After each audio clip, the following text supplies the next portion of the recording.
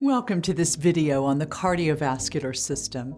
The cardiovascular system, also known as the circulatory system, is made up of the heart, blood vessels, and blood that circulates throughout the body. You will also hear the term the cardiopulmonary system, which is referring to the cardiovascular system along with the trachea, bronchi, and lungs, the pulmonary portion. In this video, we will take a closer look at the cardiovascular system, the heart's basic anatomy, two types of circulation, how blood circulates through the heart, what causes the heart to beat, and the makeup of blood.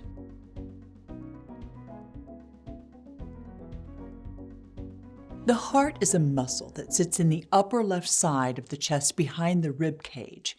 It weighs roughly 10 ounces and is about the size of a clenched fist. The heart is made up of a system of chambers and valves. The chambers momentarily hold blood, while the valves allow blood to flow in one direction to the next chamber. It beats about 100,000 times a day and sends blood throughout some 60,000 miles of blood vessels. There are several components that help the heart function properly. The heart is composed of three layers: the epicardium, the myocardium, and the endocardium. The epicardium forms the outermost layer of the heart wall and protects the heart's inner layers. It contains the coronary blood vessels which supply blood to the heart. The myocardium layer is like a pump, contracting to pump blood out of the heart and then relaxing to let the heart fill with blood again. The endocardium, the third layer of the heart, is a thin inner layer that lines the heart's chambers. Let's take a look now at the internal anatomy of the heart. The heart is divided up into four chambers: the right atrium and right ventricle, and the left atrium and left ventricle. When we refer to the right side of the heart, we're referring to the side of the heart in relation to the right side of a person's body. The left side of the heart is on the left side of the body. The heart also has four one-way valves: the right atrioventricular valve, also called the right AV valve or tricuspid valve, the pulmonary valve or the pulmonary semilunar valve, the aortic valve, and the left atrioventricular valve, also called the left AV valve or the mitral bicuspid valve. One-way or unidirectional flow is important. If the valves are leaking and allow blood to flow in both directions, then the heart has to work harder to pump the same amount of blood. This is called valve regurgitation.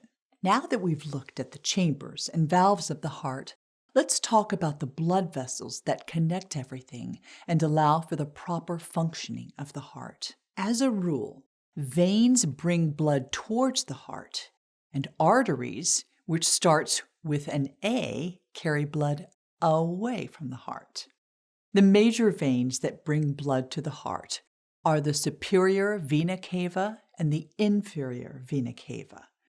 The superior vena cava brings blood to the heart from the upper body, while the inferior vena cava brings blood from the lower body. Other veins in the heart include the right pulmonary veins and the left pulmonary veins. The right and left pulmonary veins bring oxygenated blood from the lungs into the heart. Other major veins include the jugular vein, left and right subclavian veins, hepatic portal, renal veins, and the common iliac veins. Moving further from the heart and closer to the extremities, the blood vessels get smaller and the veins become venules. The heart also has arteries, taking blood away from the heart. Some major arteries include the right pulmonary artery, the left pulmonary artery, and the aorta. The aorta branches off into smaller arteries and is responsible for distributing blood throughout the body once it's been oxygenated. So this is the biggest, strongest artery in the body. The left and right pulmonary arteries carry deoxygenated blood to the lungs, where the blood gets oxygenated. The heart also has coronary arteries that wrap around the outside of the heart and supply blood to the heart muscle. They are called the left coronary artery and the right coronary artery. Other major arteries in the body include the carotid artery, the subclavian artery, common iliac artery, femoral artery, and renal artery. As we move further from the heart, these arteries become arterioles, and arterioles become very fine capillaries. Arteries and veins are connected by way of microscopic blood vessels called capillaries that make up a capillary bed. Capillary beds are a network of capillaries located between arterioles and venules where nutrients and wastes are exchanged.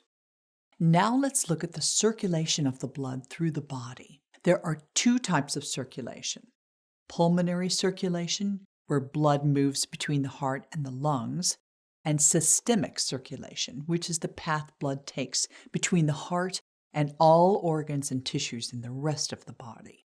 Pulmonary circulation transports deoxygenated blood to the lungs to absorb oxygen and release carbon dioxide. The oxygenated blood then flows back to the heart, where it gets pumped out to the systemic circulation, the rest of the body. Let's take a closer look at the pathway of blood as it travels through the heart. Starting with oxygen-poor blood in the superior vena cava, this blood will flow into the right atrium, where it is then forced through the right AV valve into the right ventricle.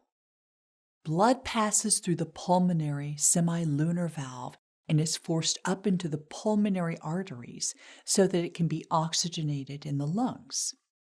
Once the blood is oxygenated, it re-enters the heart through the right and left pulmonary veins and travels into the left atrium. From here, the blood is forced through the left AV valve and into the left ventricle. Finally, the blood travels through the aortic valve and into the aorta, where it can be distributed to organs and tissues throughout the body that need oxygen most. The real gas exchange takes place in the capillaries, where tissues trade their carbon dioxide for oxygen the blood is carrying. Now that the blood has given its oxygen to the tissues, it returns by way of veins into the superior and inferior vena cava, where we started, so that it can flow back through the heart and repeat the process. As the heart beats, it goes through what's called a cardiac cycle, in which there are two phases, called the diastole and systole. Systole occurs when the ventricles contract and pump blood out of the heart, and diastole occurs when the ventricles relax after contraction and refill with blood. This systolic and diastolic process measures blood pressure. Systole, or the top number, is basically the pressure required to pump blood out of the heart, and diastole, the bottom number, is the pressure that remains when the heart is in a resting state between heartbeats. You may be wondering what causes the heart to beat. Electrical impulses from the heart muscle, the myocardium, cause the heart to beat or contract. Known as the cardiac conduction system, a group of specialized cardiac muscle cells in the walls of the heart send signals to the myocardium, causing it to contract. The main components of the cardiac conduction system are the SA node, AV node, bundle of HIS, bundle branches, and Purkinje fibers. The sinoatrial, or SA node, located at the top of the right atrium, starts the sequence by causing the atria to contract. The SA node is referred to as the natural pacemaker. From there, the signal travels to the atrioventricular, or AV node, through the bundle of His, down bundle branches, and through the Purkinje fibers, causing the ventricles to contract. These signals of electrical current can be seen on a graph called an electrocardiogram, EKG. Now we'll take a quick look at the fluid that flows through our cardiovascular system. Blood has four main components: plasma, red blood cells, white blood cells, and platelets. The blood that runs through the veins, arteries, and capillaries is known as whole blood. Whole blood contains about 55% plasma and 45% blood cells. The average man has about 12 pints of blood, and the average size woman has about 9 pints. The liquid component of blood is called plasma, which transports blood cells, nutrients, waste products, antibodies, clotting proteins, and hormones throughout the body. Red blood cells contain the protein hemoglobin that carries oxygen from the lungs to the rest of the body and then returns carbon dioxide from the body to the lungs to be exhaled. Red blood cells are made inside our bones and get their red color from the hemoglobin. White blood cells are the fighters because they protect our bodies against infection. Platelets are actually small fragments of cells that form small clots to help the body stop bleeding. Blood has several different functions, including transporting oxygen and nutrients to the organs and tissues in our body, carrying cells and antibodies that fight infection, taking waste products to the kidneys and liver so they can filter and clean the blood, and forming blood clots to stop excess bleeding. Now that you're familiar with the heart's anatomy and the path blood takes as it circulates through the heart and body, let's take a look at this quick review question. Based on what you've learned about the circulation of blood through the heart and lungs, which of the following vessel or vessels would contain oxygenated blood? Is it A, inferior vena cava, B, right and left pulmonary arteries, C, right and left pulmonary veins, D, the aorta, or E, both C and D?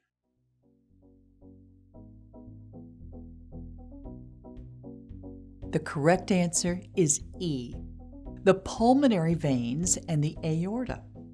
The inferior vena cava brings deoxygenated blood from the lower body to the heart, and the pulmonary arteries are also carrying deoxygenated blood to the lungs to get oxygenated. Blood in the right and left pulmonary veins just came from being oxygenated in the lungs, and the aorta is carrying that oxygenated blood from the left ventricle to the rest of the body. Hey guys, welcome to this Smometrics video about the respiratory system. Every one of the systems in the body plays a critical role in our ability to function, but the respiratory system is particularly important. The respiratory system allows us to breathe. Without it, we can't take in the oxygen that helps us survive, and we can't expel the carbon dioxide that can result in dangerous health issues. The respiratory system includes the nose, mouth, pharynx or throat, larynx or voice box, trachea or windpipe, bronchi or large airways, and lungs. Each plays a vital role in the respiratory system's 5 main functions. Let's take a look at those 5 functions. It's a process called pulmonary ventilation. Air comes in through our noses and mouth and then passes through the pharynx, larynx, and trachea before entering the lungs. When we exhale, the air goes back out of our bodies. By the way, the trachea or windpipe connects the pharynx and larynx to our lungs. Secondly, when the respiratory system exchanges gases, that's called external respiration. When air goes into the body, it supplies the lungs with oxygen. As that oxygen comes in, the lungs expel carbon dioxide. A little later, we'll talk more about why it's so important that the body regulates carbon dioxide. That leads us to our third function called internal respiration. Internal respiration exchanges gases between the bloodstream and tissues. The bloodstream carries oxygen to cells and expels carbon dioxide. The respiratory system also helps us with sound, and that's the fourth function on our list. When we exhale, our air goes from our lungs to the larynx, more commonly known as the voice box. When air moves through the vocal cords, they vibrate, and that creates sound. The respiratory system helps us smell, and that's the fifth and last function. Ever wonder why you can't smell anything when you have a clogged nose? It's because little fibers in your nose, the olfactory fibers, have been blocked by mucus or some other substance. So those are the respiratory system's 5 main functions. But let's talk a little more about carbon dioxide. The respiratory system does a delicate push and pull by pulling in oxygen and pushing out carbon dioxide. Sometimes the body's internal regulation doesn't work correctly, resulting in a condition called hypercapnia. Hypercapnia can cause a host of health issues, including fatigue, headaches, and dizziness. In the most severe cases, hypercapnia can cause seizures, palpitations, and panic attacks. Let's take a more detailed look at the upper and lower respiratory tracts. The upper respiratory tract contains 5 main structures: the nose, nasal cavity, mouth, pharynx, and larynx. The nose knows. It really does. The nose and its nasal cavity govern our sense of smell.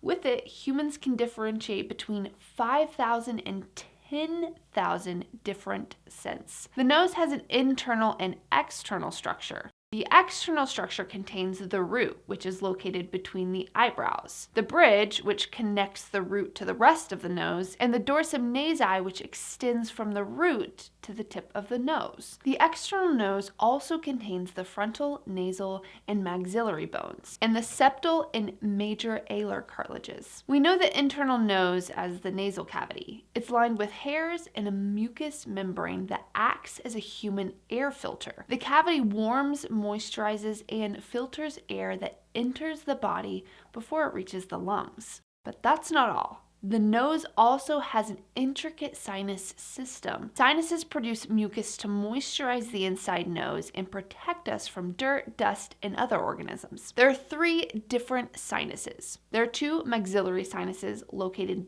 on both sides of the nose just below the cheeks. They are collectively the largest sinus and the one that can cause some pain. The maxillary sinus drains into the nose through a small hole called the ostium. When the ostia become clogged, that can result in sinusitis or sinus infection. The ethmoid sinus is located between the nose and eyes, and the frontal sinus is located above each eye. For most of you, the mouth is the easiest structure to remember because we use it all the time. We ingest food through our mouth, which can also be called the oral cavity. Small glands and 3 pairs of salivary glands keep the mouth moist. We need that moisture to soften and swallow food. There are also 2 membranes in the mouth, the gums and the tongue. The gums support our teeth, and the tongue contains our taste buds. Now, let's move on to the pharynx. The pharynx has 3 separate sections: the nasopharynx, the oropharynx, and the hypopharynx. The nasopharynx, located above the soft palate, is the mechanism that lets you breathe through your nose. The oropharynx connects the nose and the back of the mouth to the esophagus. The hypopharynx is the passageway for food. Food goes from the mouth through the hypopharynx and esophagus and then into the stomach. Let's talk about the larynx, the last part of the upper respiratory tract we'll discuss. We know the larynx is the voice box because without it, we wouldn't be able to talk. But the larynx does much more. The larynx allows our air to pass through the respiratory tract, but it also protects the trachea by ensuring food and drink don't block the airway. The larynx itself has 3 sections: the supraglottis, glottis, and subglottis. A network of 9 cartilages connect by muscles and ligaments form the larynx. That's the upper respiratory tract. Let's take a look at the lower respiratory tract. The lower respiratory tract also has 4 main components: the trachea, lungs, bronchi, and diaphragm. Let's start with the trachea. The trachea is the main airway to the lungs and is more commonly referred to as the windpipe. The trachea connects the larynx to the left and right bronchi in the lungs. We need our lungs to pull in air and breathe. We talked earlier about the body's need to pull in oxygen and push out carbon dioxide, and that's what our lungs do for us. Our lungs are an indispensable part of our breathing system. They're protected by the sternum, rib cage, and vertebrae. The process of perfusion helps fluid pass to an organ or tissue. The alveoli produce a fluid called surfactant, which helps prevent the lungs from collapsing. Tidal volume represents the normal volume of air that moves in and out of a body when we inhale and exhale. The lungs have an intricate system of members and functions that help it stay healthy and in proper working order. The pleura, a membrane on the inside and the outside of the lungs, secretes a fluid that lets the lungs move against the rib cage when we breathe. The right lung has 3 lobes and the left lung has 2. That's because the left lung must make room for the heart. The lobes all have the same function, as they all bring oxygen into and remove carbon dioxide from the bloodstream. Let's move on to the bronchi. There's a tube in each lung called a bronchus that connects to the trachea. There are 2 main bronchi that are extensions of the trachea that help push air to and from the lungs. The diaphragm is the primary muscle used in breathing, contracting in and out as you breathe. The diaphragm is located below the heart and the lungs. It has 3 main openings, and they each provide a critical function. That's because these openings let other structures pass between the chest and the abdomen. The esophageal opening provides a passageway for the esophagus and the vagus nerve. The aortic opening allows the aorta and the thoracic duct to pass through. The aorta transports blood from the heart and is the body's main artery, while the thoracic duct is the lymphatic system's main vessel. Now that we understand the upper and lower respiratory tract, let's take a look at the respiratory system zones. The respiratory system has a conducting and a respiratory zone.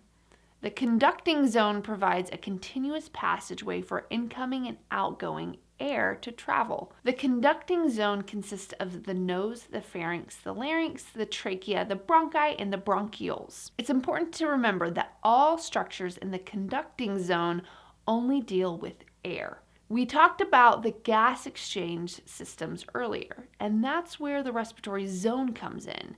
The respiratory zone is only involved in oxygen and carbon dioxide exchange and consists of the bronchioles, the alveolar ducts, and the alveoli. The alveoli are very small air sacs in the site of the exchange of oxygen and carbon dioxide. The bronchi are the main passageways attached to the lungs, and the bronchiole connects the bronchi to the alveoli. Now that we understand the respiratory zone, let's talk more about ventilation. Ventilation is the process by which air moves in and out of the body. We breathe in, that's inhaling. We breathe out, that's exhaling. Inhaling and exhaling each have opposite movements. Inhale and the diaphragm moves downward. Exhale and the diaphragm moves up. When you inhale, the ribs push out and air fills the lungs. Exhale and the ribs relax as air comes out of the lungs.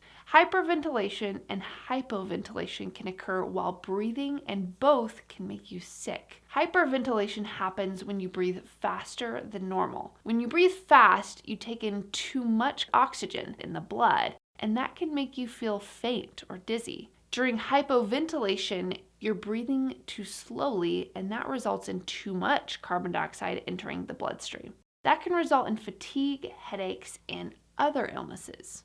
So that's our overview of the respiratory system, the part of our body that helps us breathe while expelling carbon dioxide from our system. Hey guys, welcome to this Mometrix video about the immune system. Think of the immune system as the body's gladiator. It fights for us, defends us, and protects us. The immune system fights off pathogens, the viruses and bacteria that seek to invade our body. It defends us by sending out armies of disease-fighting cells when it senses an intrusion. And the immune system protects us in natural and artificial ways. Let's take a look at how the immune system works, all in an effort to help us stay healthy. The lymphatic system fights infections and keeps the body's fluid levels balanced. It protects the body from bacteria, viruses, and other pathogens. The lymphatic system has a number of important components, and we're going to take a look at 5 of them more in depth. Let's talk about lymph. Lymph contains white blood cells that help fight infection. How exactly does lymph circulate? Lymph moves through our system to lymphatic ducts when the skeleton muscles contract. Lymph only moves in one direction, unlike blood, which circulates through the entire body. There's a relationship between lymph and lymph nodes. Lymph nodes filter out harmful substances, ensuring clean lymph gets placed back in the blood supply via the subclavian veins in the neck. There are lots of lymph nodes in the human body, as many as 700 of them, and they're located in the neck, armpit, and groin. Lymph capillaries pick up lymph fluid that leaks from our bloodstream and into tissue before returning that lymph to the circulatory system. Lymph vessels carry lymph throughout the body. Now we know about these lymphatic systems: the lymph capillaries, lymph vessels, and lymph nodes. But what about the lymph tissue? The lymph tissue, which are rich in small white blood cells called lymphocytes, protect the body from bacteria and other pathogens. The tonsils, adenoids, thymus, spleen, and Peyer's patches are all lymph tissues. Tonsils located in the pharynx filter out pathogens that can enter through the mouth or throat. The thymus, located in the back of the neck, produces T cells, an essential component of the immune system that seeks out and kills disease-carrying cells. The spleen, the lymphatic system's largest organ, is the cleansing mechanism. Located under the rib cage, the spleen takes dead blood cells and pathogens and removes them from the blood. Lastly, Peyer's patch, located in the ileum of the small intestine, protects the gastrointestinal or digestive tract from pathogens. Now we know how lymph tissue protects our body, but those aren't the only protections. There are general immune system defenses too. Even our skin is part of the immune system because it contains cells that can kill invading bacteria. The ciliated mucous membrane acts like a venous flytrap, catching dirt and other particles before it can enter the respiratory system. Glandular secretions destroy bacteria, while gastric secretions or acids also destroy pathogens. Even bacteria itself helps defend the immune system. Normal bacteria populations battle with pathogens in the gut and vagina, acting as a defense against harmful bacteria. White blood cells also play a big part in our immune defenses. There are 5 types of white blood cells that can be classified into 2 broad categories based on their structure: granulocytes and agranulocytes. Granulocytes are a category of white blood cells that form in the bone marrow and play a role in fighting disease. There are 3 types of granulocytes. Neutrophil is the quick strike team, responding quickly to invaders. Basophil signals the body during an invasion, and eosinophil releases a substance that kills the pathogen. Agranulocytes are also formed in the bone marrow and are given their name because they do not have obvious granules in the cytoplasm. There are 2 types of agranulocytes: monocytes and lymphocytes. Lymphocytes include B cells, T cells, and natural killer cells, and are more common in the lymphatic system than in the blood. B lymphocytes, or B cells, make antibodies that specifically target bacteria and go on a search and destroy mission. T lymphocytes, or T cells, are the attack force. They attack and kill infected cells. There are different types of T cells. Helper T cells play a critical role in regulating the immune system's response, and they also stimulate B cells to make antibodies. Killer T cells kill virus and cancer cells, while the memory T cells seem to have a mind of their own. That's because memory T cells learn from their past encounters with infected cells and remember how to defeat them. And then suppressor T cells stop the immune system's response,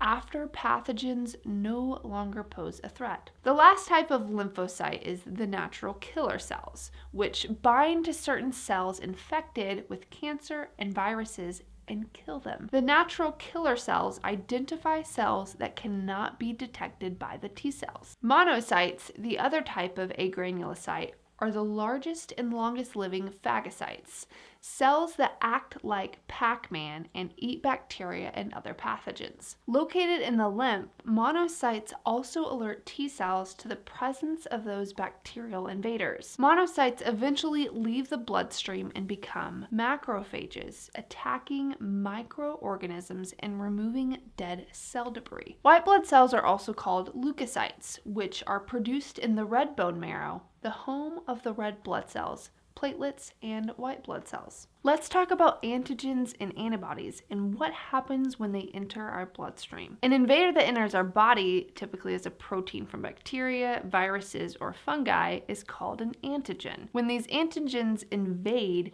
the antibody-mediated response kicks in and repels the invader. Antibodies are part of the response. They can recognize antigens and counteract them. We've already gone over quite a bit of information, so let's do a short review of the immune system's steps. There are 5 steps we'll look at. It all starts with macrophages, which engulf antigens and break them down. Next, a helper T cell joins the macrophages. Then the body activates killer T cells and B cells, and it's at that point that the killer T cells go on their search and destroy mission. These killer cells look for and kill cells with the same antigen. B cells then morph into plasma cells and memory cells. The immune system contains 2 separate parts: the innate immune system for general defense and the adaptive for more specific defense. We're all born with an immune system that includes skin, mucus, and even earwax. That's the innate system, which springs into action like a first strike force, quickly attacking pathogens that have invaded our body. Here's an example. You cut yourself, opening a wound that can attract bacteria. The innate system attacks and slows the bacteria. The adaptive immune system is more selective, attacking specific antigens by zeroing in on the intruders. We noted earlier that memory T cells remember how to attack these invaders, and these cells are a part of the adaptive immune system. Put another way, the adaptive immune system has a react and prevent mode. It reacts by killing invaders, but it also prevents disease because of the antibody's production of B cells. But how does the body fight against pathogens? There are several ways, both naturally and artificially. Natural forms of immunity come directly from our own bodies, while artificial forms come from vaccinations. Let's take a closer look. The body has a natural active and passive immunity. Let's take a look at naturally acquired active immunity. When the body becomes infected with a pathogen, it gets the disease. But our body kicks into gear with an immune response that neutralizes the pathogen. Think of it as being exposed to an invader without an immunization. The body also has a naturally acquired passive immunity. That happens during pregnancy when antibodies go from the mother to child, protecting the newborn through childhood. Then there are artificial means of building immunity. You know all those vaccinations you get as a child? That's a way of building artificially acquired active immunity.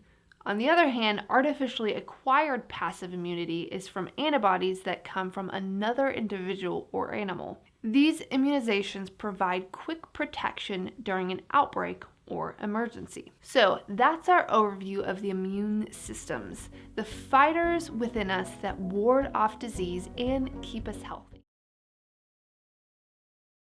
Welcome to this video overview on the Integumentary System, also known as the skin. In this video, we'll talk about the different layers of the skin's role in maintaining temperature homeostasis of the body, and sebaceous and sweat glands. The English word integument comes from the Latin word integumentum, which means a covering. The integumentary system is broadly defined as being composed of the skin and its accessory structures, but The terms integumentary system and skin are often used interchangeably. Accessory structures are also called specialized derivatives because of their biological origin and include hair, nails, and glands of the skin. Because skin is made up of various structures that participate in related functions, it can be considered an organ and is the largest organ in the human body by mass.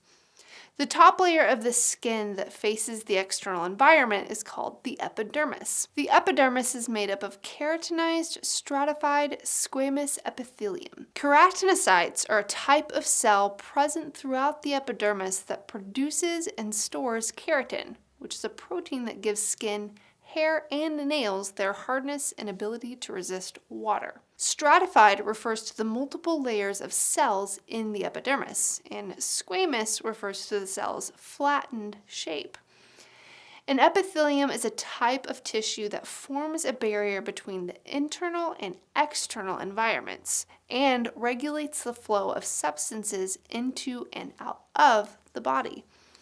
The epidermis is further divided into 4 or 5 layers, depending on its location on the body. The outermost layer, called the stratum corneum, is made up of dried keratinized cells that eventually slew off and are replaced by cells in the layer beneath it. In the palms of hands and soles of the feet, the layer that follows is a clear, thin, translucent layer called the stratum lucidum. Underneath the stratum lucidum in the palms and soles and directly under the stratum corneum and all other areas of the skin is the stratum granulosum.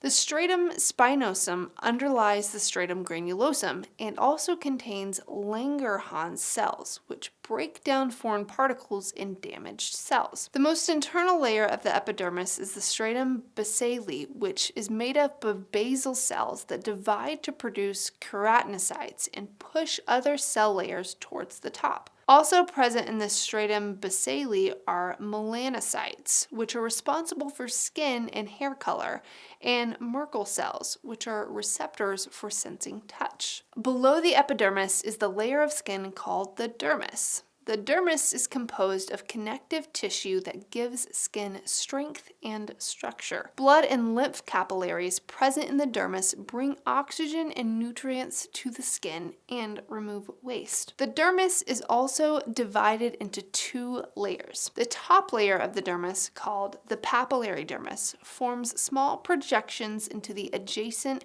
stratum basale of the epidermis and is responsible for the visible, unique skin patterns such as fingerprints and footprints. Collagen in the papillary dermis forms loose connective tissue. The larger lower layer of the dermis is called the reticular dermis and is primarily composed of collagen, elastin, and reticular fibers that form dense connective tissue. The reticular dermis also contains hair follicles, sebaceous glands, and sweat glands. Both sebaceous and sweat glands are exocrine glands, meaning they secrete products to the outside of the body. Sebaceous glands are groups of cells that produce an oily substance known as sebum, which is thought to lubricate the hair and contribute to water resistance of the skin. Most sebaceous glands empty into a hair follicle, which subsequently leads to the surface of the skin. Sebaceous glands are present in the dermis all over the body except the palms and soles. Varieties of sebaceous glands and sebum serve specialized functions in different locations in the body. For example, sebum mixes with other secretions on the surface of the eye to keep it lubricated and clean,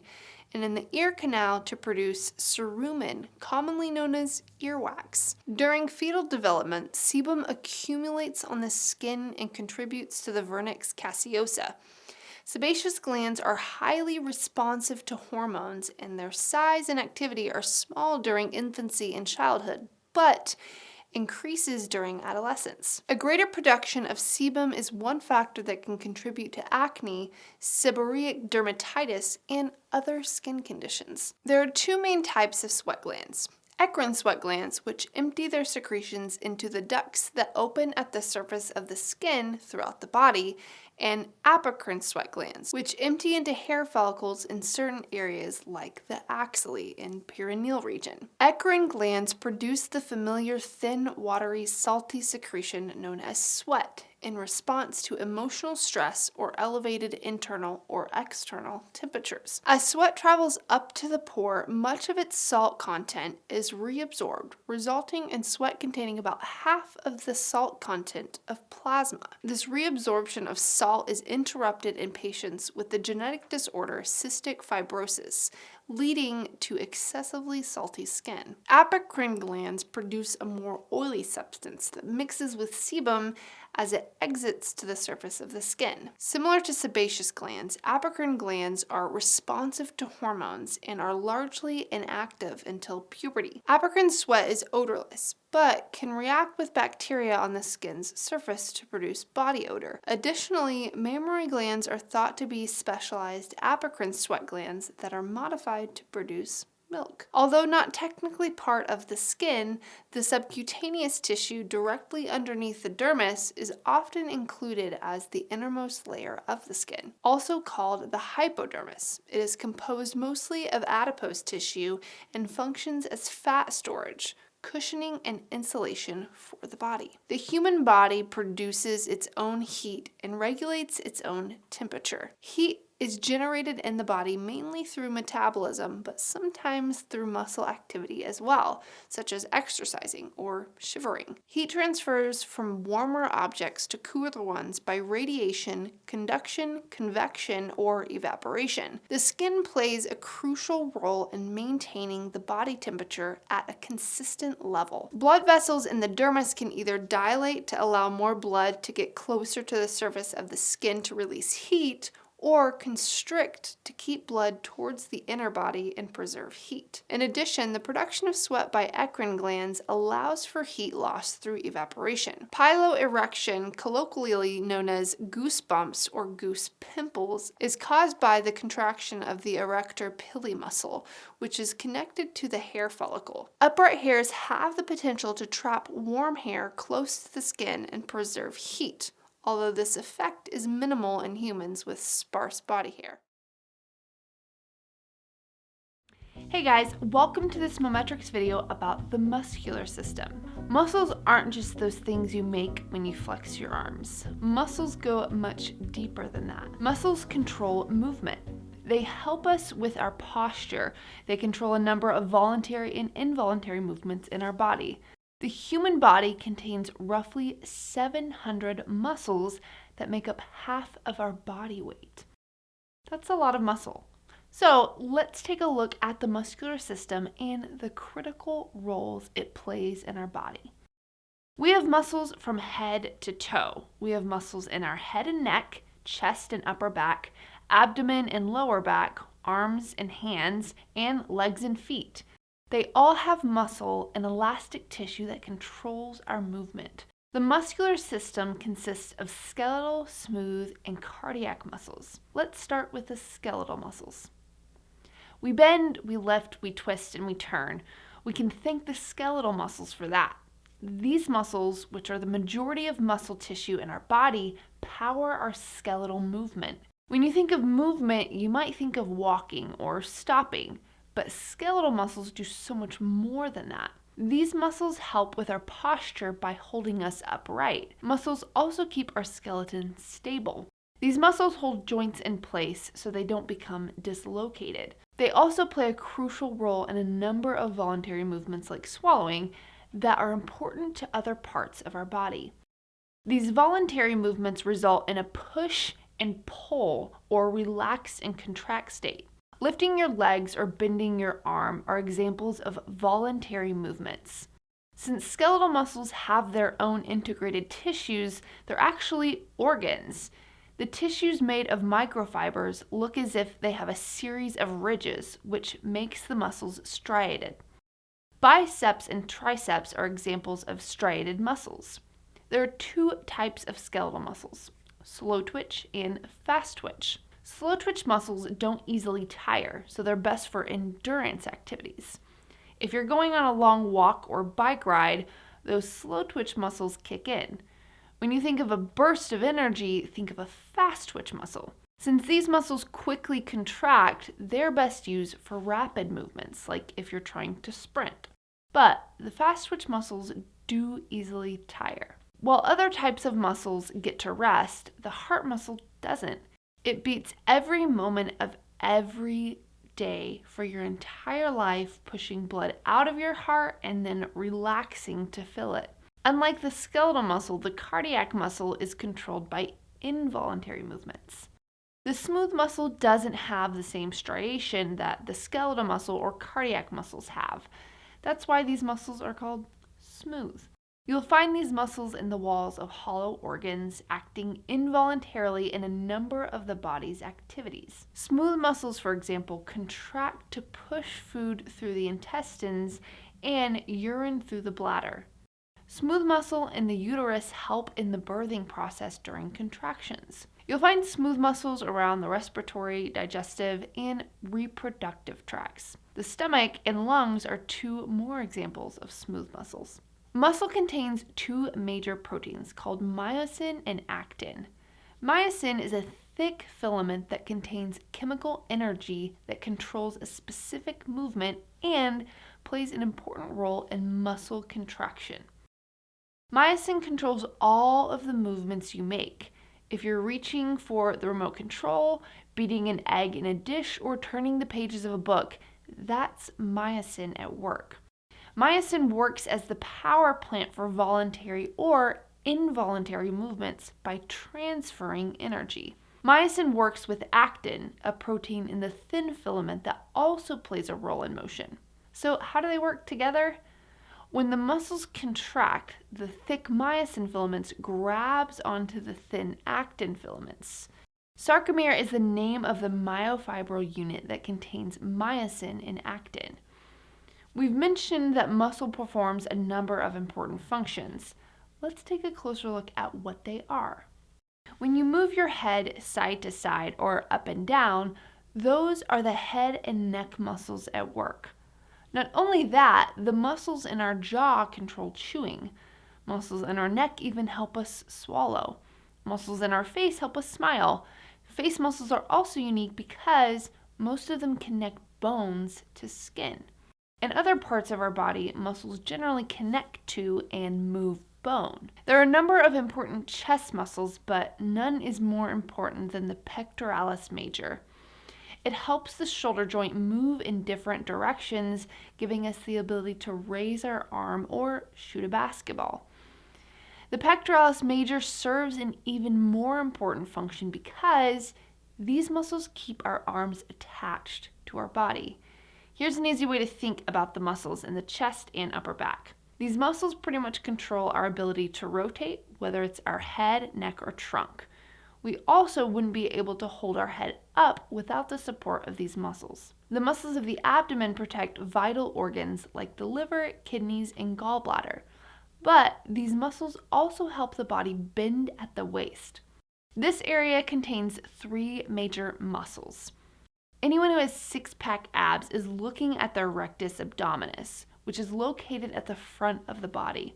The rectus abdominis is that layer of muscle underneath fat. When the fat burns away, you'll see the ridges along your abdomen, or as they're commonly called, abs. The external obliques located on each side of your body help our body rotate. Lastly, the latissimus dorsi muscle, located in the middle of the back, plays a critical role in extending and rotating the arm. We all know the importance of our arms and hands. The muscles here help us do everything from typing to writing to painting. The muscles help with the strength and ability to lift a frying pan, engage in physical activity, and squeeze. Three muscles, the brachialis, biceps brachii, and the brachioradialis, work together so that we can flex and extend our upper arms. The wrist, hands, and fingers, by and large, don't move muscles on their own. Forearm muscles like the flexor carpi radialis and flexor digitorum superficialis control the flexing movement. These flexor muscles control the ability for the joint to bend. Other muscles called extensors control the ability to open the joint. If you want to run or jump or just maintain your balance, you need the muscle in your legs and feet. Think of all the movement centered in this region of the body. The muscles stretch, contract, relax, stabilize, and rotate joints. These leg muscles are called long muscles because they stretch. The quadriceps, located in the front of the thigh, are the leanest and strongest muscles in the body. The hamstrings are on the back of the thigh, and anyone who has ever pulled a hammy knows exactly how painful that is. Calf muscles connect to the heel, making it a pivotal part of moving the foot, ankle, and knee. So that's our overview of the muscular system, the system that gives us flexibility and provides the structure for movement and strength. Hey guys, welcome to this Mometrics video about the skeletal system. Every one of the systems in the body play a critical role in our ability to function, but the skeletal system is particularly important. Without a skeletal system, we wouldn't be able to walk, and we would have no way to protect our vital organs like our heart and brain.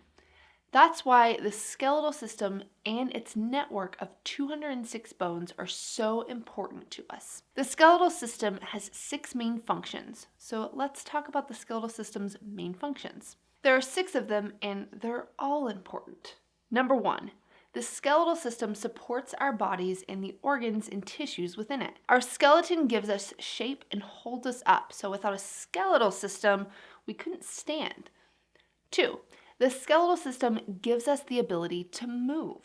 The bones allow movement by acting like a kind of pulley.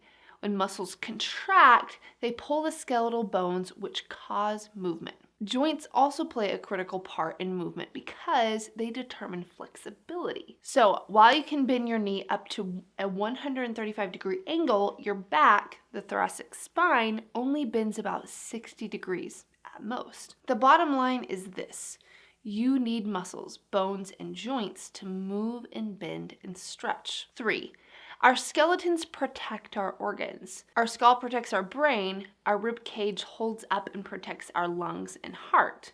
The spinal cord, well, that's protected by the vertebrae.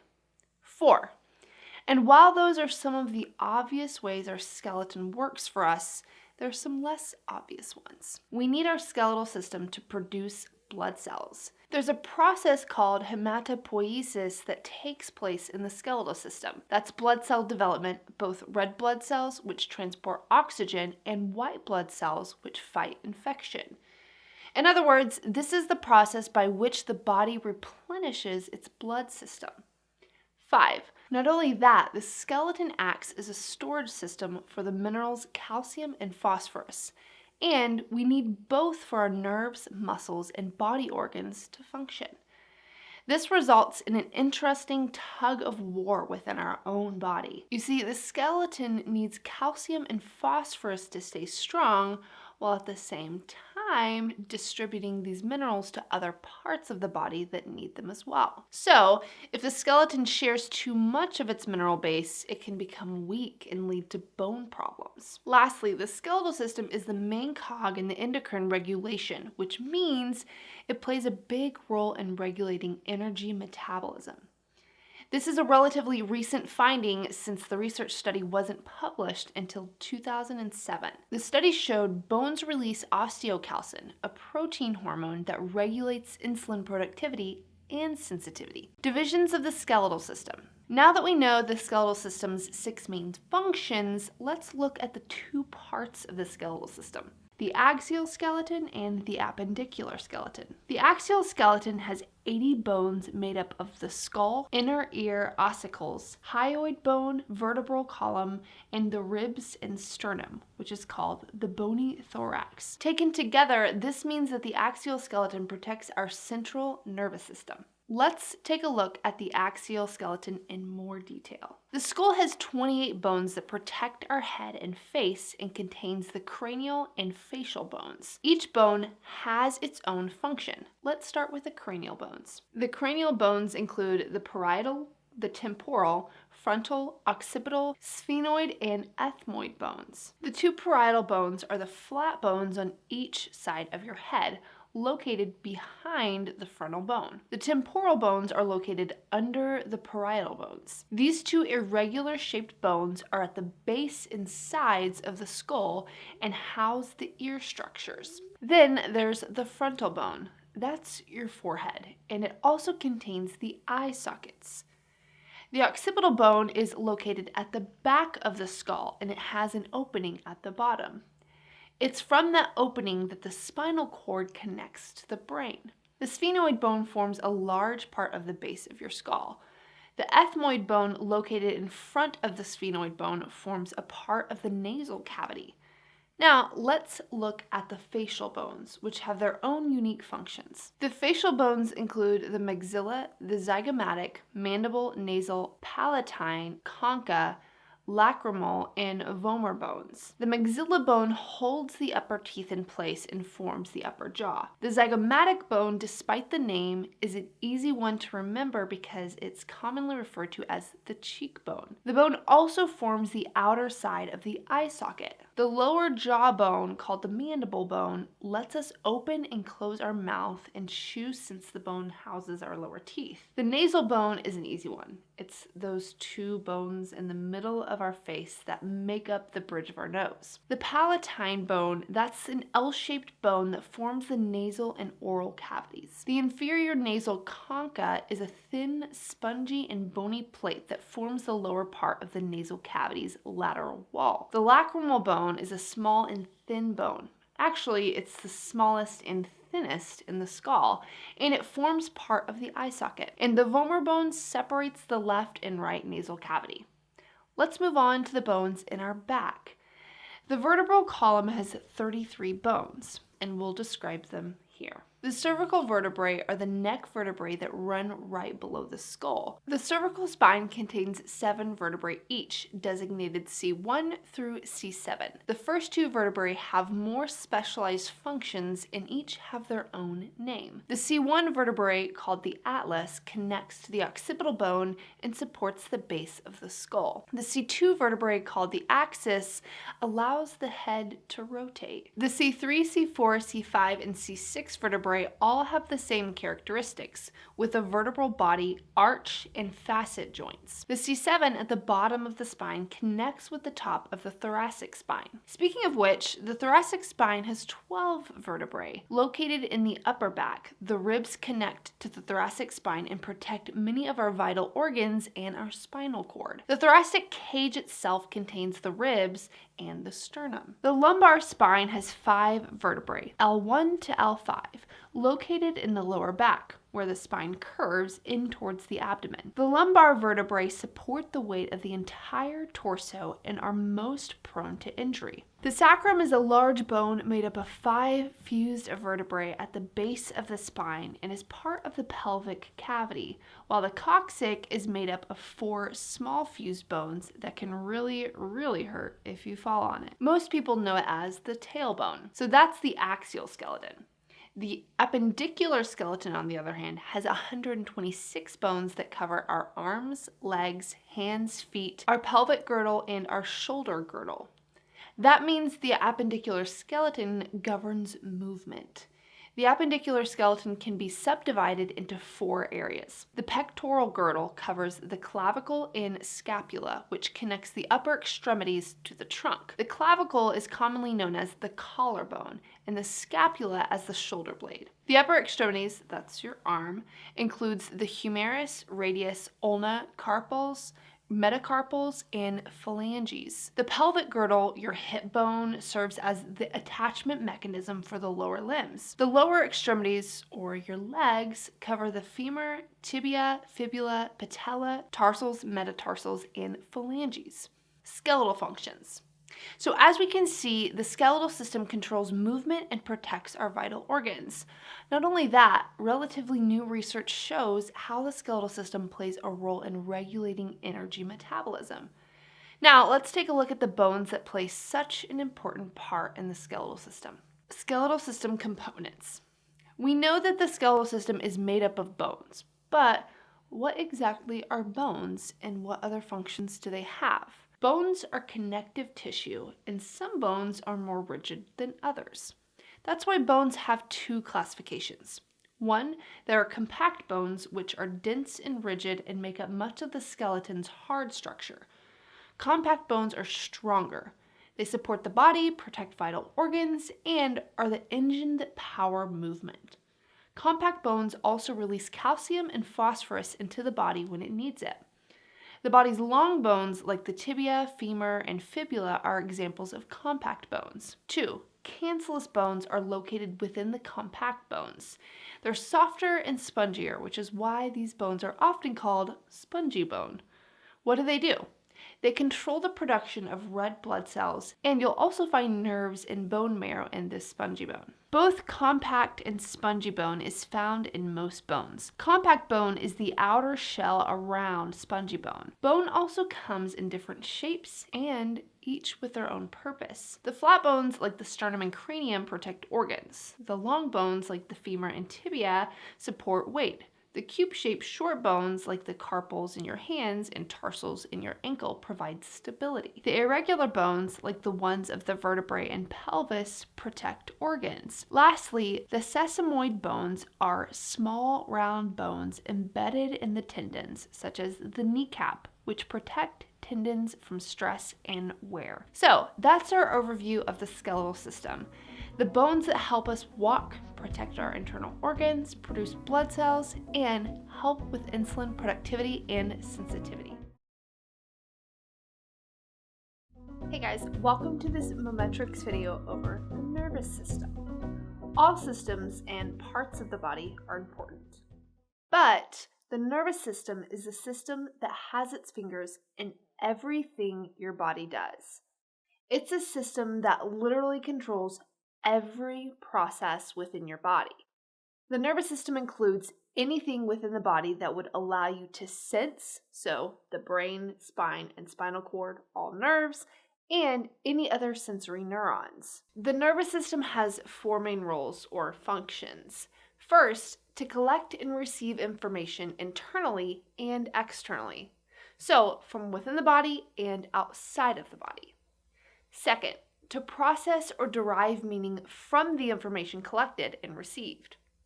Third, after the information has been processed, the nervous system forwards that information to the appropriate party, so to the muscles, organs, or glands. This information sets them up to react how they need to. And fourth, the nervous system dispatches the information to the regions of the brain that handle processing of the information. The nervous system, just like every other structure and makeup of our bodies, is very ordered and systematic. You can think of the nervous system as having two main divisions and then several subdivisions that fit within those two divisions. The two divisions of the nervous system are the central nervous system and the peripheral nervous system. First, we'll take a look at the central nervous system and what exactly that includes. The main function of the central nervous system is to incorporate the information it is getting and systemize the information so that it can cue a proper response. The central nervous system is composed of the brain and spinal cord. These two components encompass several other components. So we'll take a closer look at the brain first. The brain has 6 different regions: the cerebellum, the cerebrum, the medulla, the brainstem, the thalamus, and the hypothalamus. The cerebellum sits right behind the upper portion of the brainstem, which is where the brain and spinal cord connect, and consists of 2 half spheres or hemispheres. The cerebellum is the region of the brain that coordinates movement and where various features of motor learning take place. In other words, the cerebellum is the part of your brain that allows for balance, coordination, speech, and posture, as well as things like muscle memory. The cerebrum sits in the top portion of the cranial cavity. The cerebrum is separated into a left and right hemisphere by a trench-like line called the longitudinal fissure, and the right half manages the left side of the body. The left half of the cerebrum manages the right side of the body. However, even though there is a groove that distinctly separates the 2 halves of the cerebrum, there is a bundle of neural fibers called the corpus callosum. that connects the two halves and allows them to work together. The cerebrum is made up of 4 different lobes: the frontal lobe, the temporal lobe, the parietal lobe, and the occipital lobe. The frontal lobe, like its name suggests, is at the frontmost region of the brain, and out of the 4 lobes is the biggest. The frontal lobe is split from the parietal and the temporal lobe by fissures. The fissure that separates it from the parietal lobe is called the central sulcus, and the fissure that separates it from the temporal lobe, which is even deeper, is called the lateral sulcus.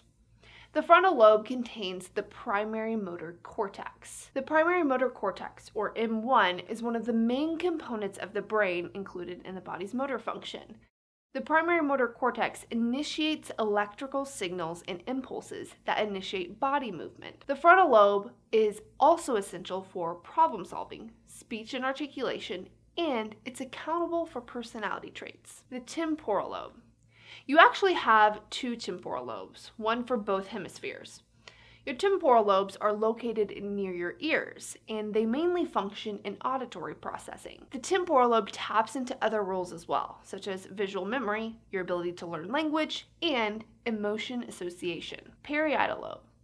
The parietal lobe is set between the occipital lobe and the frontal lobe. The parietal lobe has a really big job of having to process the information that it receives within milliseconds. The somatosensory cortex is located inside of the parietal lobe and is crucial for processing the information from touch. The somatosensory cortex allows us to pinpoint the exact locality of a touch perception and helps to distinguish pain levels and temperature. The parietal lobe is important for a depth of perception and communicates with other parts of the brain in order to perform other tasks. Occipital lobe.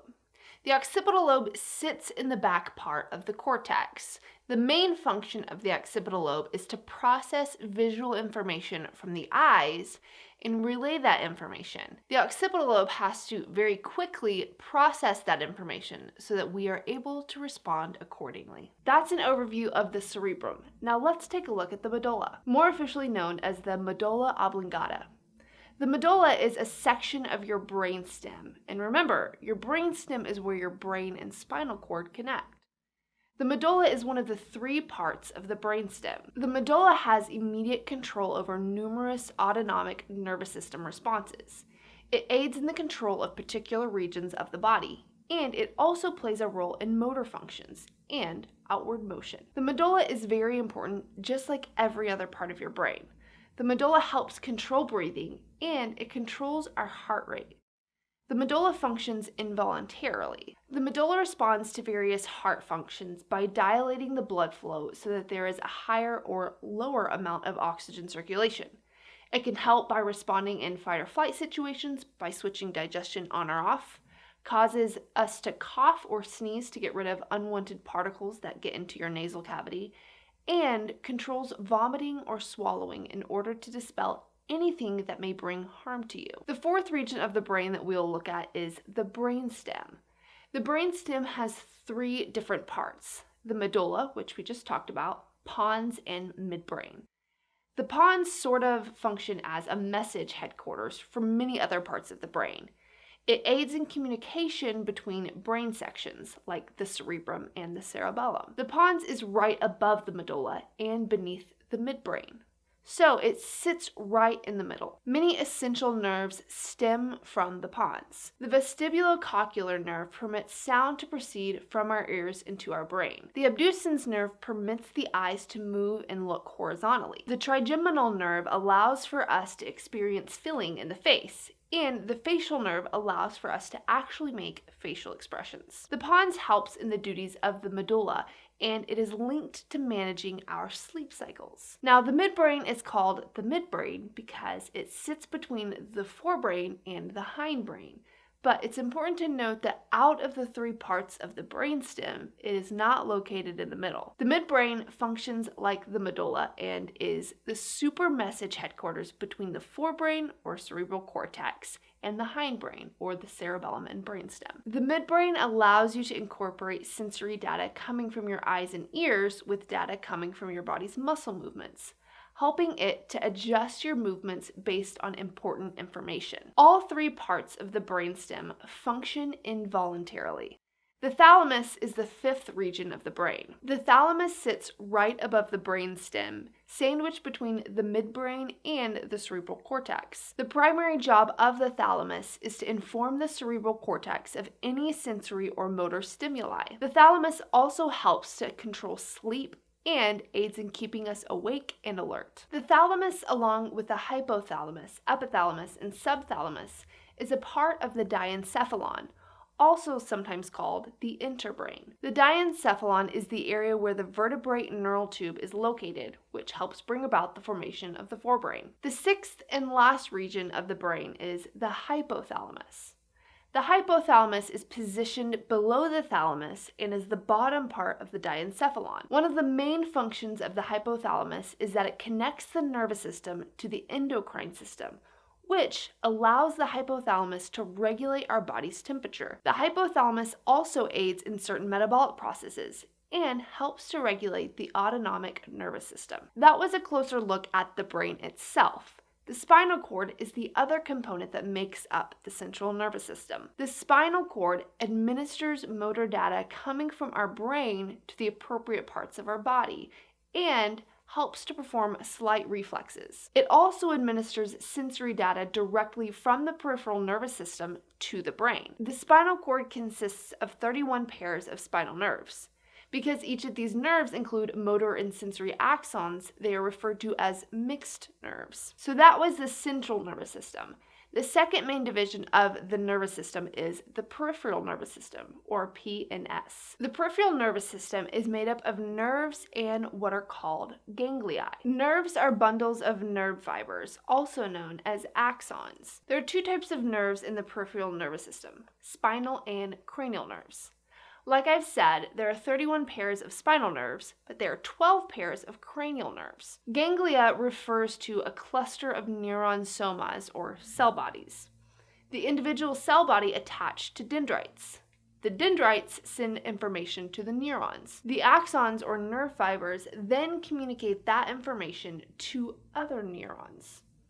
It's all a connected web. These nerves and ganglia are located around and outside the brain and spinal cord. The primary function of the peripheral nervous system is to link the central nervous system to the body's organs and appendages, thus acting as the primary messenger between the brain, spinal cords, and everything else in the body.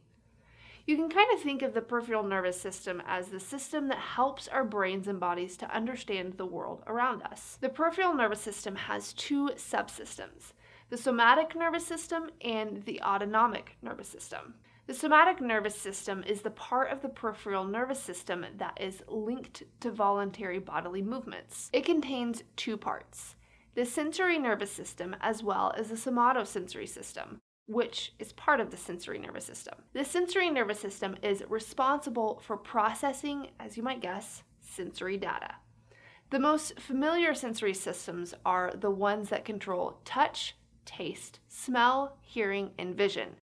Now, the somatosensory system focuses on conscious recognition of temperature, pain, touch, pressure, movement, position, and any sort of vibration. The somatosensory system communicates different sensations identified near the vicinity of the body through the spinal cord, then the brainstem, and up to the sensory cortex located in the parietal lobe. The sensory nervous system contains sensory neurons, or afferent neurons, and motor neurons, or efferent neurons. Afferent neurons transmit stimuli to the central nervous system as opposed to transmitting them from the CNS. Efferent neurons, in response to the afferent neurons, transmit signals from the central nervous system to the rest of the body. The transmission of stimuli through afferent neurons to the CNS and then from the CNS to other parts of the body allow for us to perform voluntary body movements as well as moderate involuntary reflex arcs. The autonomic nervous system is the other part of the peripheral nervous system that manages involuntary movements and functions. Involuntary meaning that these movements happen without us being consciously in control of them happening. The autonomic nervous system also communicates information to our internal organs. There are two main divisions within the autonomic nervous system: the sympathetic nervous system and the parasympathetic nervous system. The sympathetic nervous system is the system that gets our body ready for the reaction that has been familiarized as the fight or flight response. When our body is being threatened or at risk for potential injury, this is the system that controls our response. The sympathetic nervous system causes our bodies to become keenly alert, speed our heart rates, causes muscle contraction, and shuts off any function that is not essential for survival. The overall functioning of the sympathetic nervous system is largely due to the neurotransmitter acetylcholine. The neurotransmitter binds to nicotinic receptors to trigger the release of norepinephrine, which is produced by the adrenal gland to prepare our body and brain for action. Nicotinic receptors are the main receptors in the muscles for motor neuron to muscle correspondence that manage the contraction of muscles.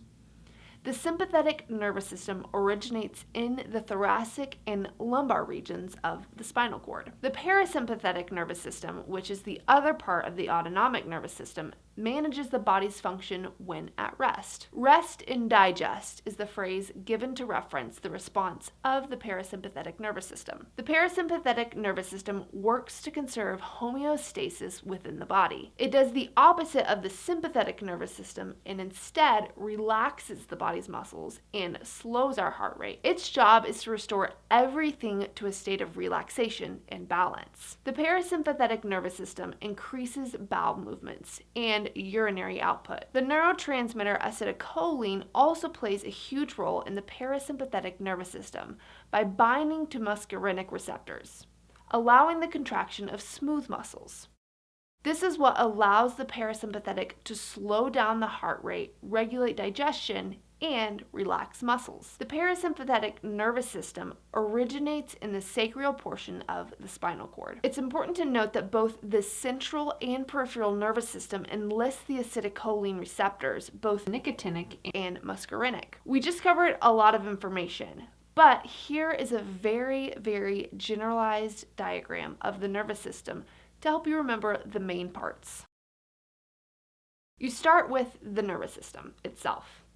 Then you have the two main divisions, the central nervous system, which includes the brain and spinal cord, and the peripheral nervous system, which is made up of nerves and ganglia. The peripheral nervous system then has two subdivisions, the somatic nervous system, which controls voluntary movement, and the autonomic nervous system, which controls involuntary movement.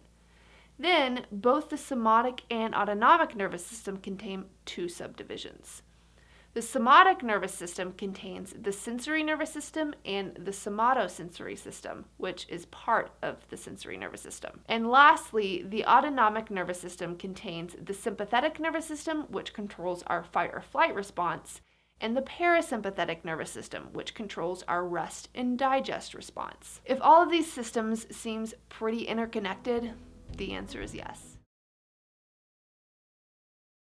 Hey guys, welcome to this Mometrics video about the gastrointestinal system. The gastrointestinal system is also called the digestive system for an obvious reason. It's where all the facets of digestion take place. That means everything from the way food comes into our body, how our system breaks down that food, and how waste exits our body. It's a complicated but important process. So let's take a look at our gastrointestinal system in more detail. Our gastrointestinal system does more than just digest our food. Our bodies need nutrients from food and water for us to stay healthy and survive. Our gastrointestinal system breaks down food into very small pieces that can be absorbed by the body and used as a sort of fuel that we need to function. Major nutrients include proteins, which help fight infections and make healthy cells. Carbohydrates provide a source of energy. Minerals perform several functions, like keeping bones strong with calcium or providing an adequate supply of iron that helps transport oxygen in our blood. So yes, digestion is important, but our gastrointestinal system does so much more. So what happens once we ingest our food? Let's find out. We all have a gastrointestinal tract called the GI tract. This long passageway starts at the mouth and ends at the anus. Think of the GI tract as the entrance and exit point of our food. The GI tract is also called the digestive tract or the alimentary canal. It passes a number of solid and hollow organs, and we're going to take a closer look at those now. The GI tract has 3 solid organs: the liver, the gallbladder, and the pancreas. The mouth, esophagus, stomach, small intestine, large intestines, and anus are the hollow organs. Those hollow organs push food through our body via a process called peristalsis. It's the push and pull that allows food to move from one muscle to another. The muscle behind the food contracts and the muscle in front of the food relaxes, allowing for easy passage. That's the short of how food moves through our body. Now we'll take a journey through the gastrointestinal system and a more detailed look at its parts. We'll start at the mouth, the place that chews and ingests our food. After chewing, we swallow, and the tongue plays its important role by pushing the food into our throat. The epiglottis, a small flap, covers the windpipe so food doesn't get stuck there. And now that we've swallowed the food, the digestive journey starts. After we swallow, the food passes through the esophagus, and at that point, peristalsis begins. When the food reaches the end of the esophagus, it passes through the lower esophageal sphincter and then into the stomach. Have you ever gotten heartburn or acid reflux? You see, the sphincter is supposed to stay closed so food doesn't go back up into the esophagus. When the sphincter relaxes at the wrong time and food backs up, well, you get that heartburn feeling. But if everything goes as it should, the food has now made its way into our stomach, and that's where it goes for a nice digestive swim. Digestive juices coat the food in liquid and break them down so they can continue their journey through the body. But before we continue along our journey, we need to talk a little more about the stomach, a single organ that has 5 different parts. Those parts are the cardia, the part of the stomach closest to the esophagus, the fundus, which is located next to the cardia and is the upper part of the stomach, the main part of the stomach called the body, the antrum, the lower portion of the stomach where food and liquid mix with digestive juices, and the pylorus, which lets food pass from the stomach into the small intestine. Remember the pylorus because that plays an important role in our next stop, the small intestine.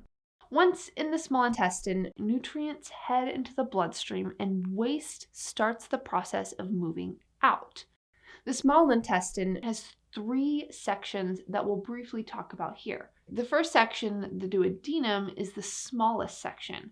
When food passes from the stomach, it enters the duodenum through the pylorus. The middle section of the small intestine, the jejunum, absorbs sugar and amino and fatty acids before it moves on to the final part of the small intestine. The last part, called the ileum, absorbs nutrients that were not digested by the jejunum. Those nutrients include carbohydrates, minerals, and fats. As food leaves the small intestine, it enters the large intestine.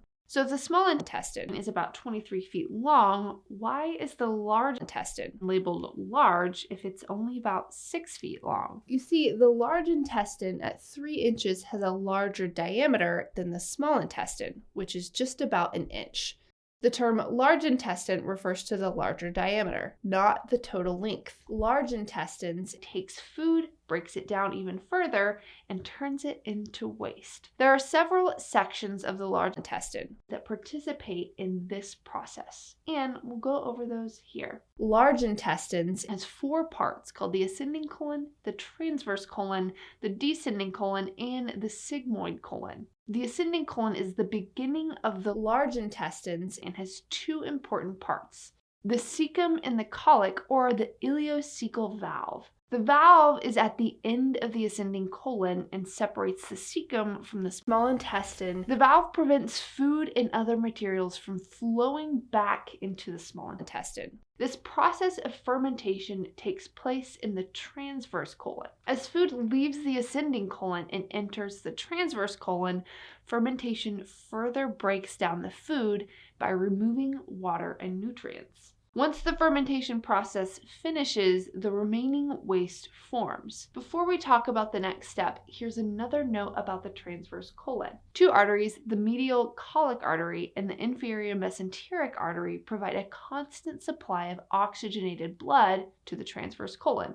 Why? Because the blood flow keeps the intestine healthy and prevents illnesses like intestinal ischemia. Let's continue our journey.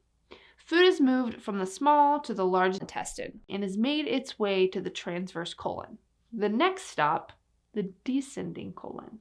The descending colon stores food before it's emptied into the rectum. It's also the point at which feces start to become solid. From there, waste enters the sigmoid colon, and that's where waste solidifies. The muscular walls of the sigmoid colon contract to push feces into the next part of the gastrointestinal system, the rectum. The rectum acts as a holding tank for waste. The rectum holds feces until it's ready to be expelled. In other words, that's where waste stays until you're ready to use the bathroom. From there, the waste exits through the final stop in the gastrointestinal system, the anus. So that's the journey food takes. Now let's take a closer look at the enzyme production in the gastrointestinal system. Carbs, proteins, nucleic acids, and lipids are all major elements in biological molecules. Life can't exist if the body is missing any one of these molecules. So it's no surprise that they each play a role in the gastrointestinal system. Here's how. There are three enzymes that help break down carbohydrates. The salivary amylase enzyme in the salivary gland that helps break down starches and sugars. This process takes place in your mouth. The pancreatic amylase in the pancreas completes carb digestion and produces glucose. Lastly, the maltase enzyme in the small intestine breaks down disaccharides into single sugars. There are also three enzymes that help break down protein. Pepsin, which is produced in the gastric gland, and trypsin, produced in the pancreas. Both help digest protein in food. Peptidases, produced in the small intestine, also breaks down proteins, but in this case, for the purpose of recycling amino acids. Nuclease and nucleosidase are two enzymes associated with nucleic acids. DNA and RNA are the two main nucleic acids. Both enzymes are produced in the pancreas. Lipids, those fatty and oily substances in the bloodstream, are broken down by lipase and bile salt. Lipase is found in the pancreas while the liver makes bile salts and the gallbladder stores it. Technically, bile isn't an enzyme. It's a salt that mixes or emulsifies lipid into fatty acids. We mentioned cells and patches, and they also play an important role. Chief cells located in the stomach convert pepsinogen to pepsin, which we already know helps digest protein. Goblet cells found in the respiratory and intestinal tracts secrete mucus. Parietal cells are crucial to the production of hydrochloric acid, which helps with digestion. Finally, Peyer's patches, the lymphatic tissues found in the ileum of the small intestine, protect the gastrointestinal tracts from pathogens. So that's our overview of the gastrointestinal system, the system that acts as an entrance for food and an exit for waste. As we noted, the gastrointestinal system also plays a role in breaking down nutrients that become fuel for our body. Hey guys, welcome to this Mometrix video about the urinary system. Of course, we know the urinary system as one of the ways we expel liquid waste from our body, but the urinary system regulates several other critical functions. We'll go over a few of those roles in this video and give you more info on urinary system functions you may not know about. The urinary system, also known as the renal system, has four primary parts: the kidneys, the ureter, the bladder, and the urethra. The urinary system has a number of important roles, including eliminating waste, working with other organs so the body maintains a proper chemical and water balance, and regulating blood volume and blood pressure. We'll start by taking a detailed look at the kidneys, the urinary system's primary organ. We have two kidneys, with one located on each side of our rib cage. These two bean-shaped organs are about the size of our fist. Our kidneys regulate fluid balance in our body and eliminate waste from our blood. They filter about 150 quarts, more than 37 gallons of blood in a single day. Our kidneys have more than 1 million nephrons, which are the kidney's filtering unit. Nephrons filter blood, remove waste, and return the substances we need in our blood. Blood goes from the nephron to the Malpighian body, or as it's more commonly called, the renal corpuscle. The corpuscle has two structures that play a role in the filtering process. The glomerulus pulls out protein from the blood, and the Bowman capsule takes the remaining fluid and sends it into the renal tubules. The renal tubules in turn absorb a number of electrolytes into the blood, including sodium, chloride, and potassium. Before the fluid continues its journey, it becomes diluted and filled with the organic compound called urea. Remember that word, urea, because we're going to come back to it in a little while. The kidneys need protection, and that's where the renal cortex comes in. The renal capsule surrounds the renal cortex and together surround the kidney's inner structures. The renal medulla, the inner and middle layer of the kidney, contains renal pyramids and collecting ducts. Renal pyramids send fluid into the kidney, and collecting ducts filter these fluids. Before we move on to the renal pelvis, let's talk about a couple of the tubules in the kidneys. The proximal convoluted tubule reabsorbs water, glucose, and other organic molecules back into the bloodstream. Here's where we're going to mention urea again. The distal convoluted tubule removes urea and drugs from the blood and regulates the blood's pH levels. Then, the fluid from the distal convoluted tubule enters the renal pelvis as urine. Then, the urine progresses towards the bladder. The renal pelvis contains calyces and hilum. Calyces are like a collection bin that collect fluid before it makes its way to the bladder. In the hilum, the renal artery and renal vein each have an important part in filtering blood. The renal artery supplies the kidneys with blood by carrying oxygenated blood from the heart to the kidneys. The renal veins drain the kidneys by carrying filtered blood back to the heart. That's an overview of the kidneys. Now let's take a look at the other parts of the urinary system. The ureters are another part of the body's transportation system that pass urine from the kidney to the bladder. Half of the ureter resides in the abdomen, while the other half resides in the pelvic area. The ureters, which are about 10 to 12 inches long in adults, contain fiber, muscle, and mucus, which make up the ureter's thick walls. There are two ureters that contract and relax, pushing urine down into the bladder and on its eventual exit from the body. If you've ever had a kidney infection, that means the ureters didn't properly empty. The ureters work a lot, emptying urine into the bladder about every 10 to 15 seconds. So, if the ureters regularly empty urine, what happens in the bladder? First, the elastic-like bladder expands and then relaxes as it fills, then empties urine. The bladder is normally about 2 inches in length, but when it's full, can be more than triple in size to over 6 inches. The human bladder can hold up to 24 ounces or 3 cups of urine, but the bladder doesn't wait until it's full to empty. We get the urge to urinate when the bladder is only about 25% full. How does that happen? The trigon, a muscle, sends a signal to the brain when it's time to be emptied. The trigon also prevents fluid from backing up into the ureters. Now we'll discuss the urethra.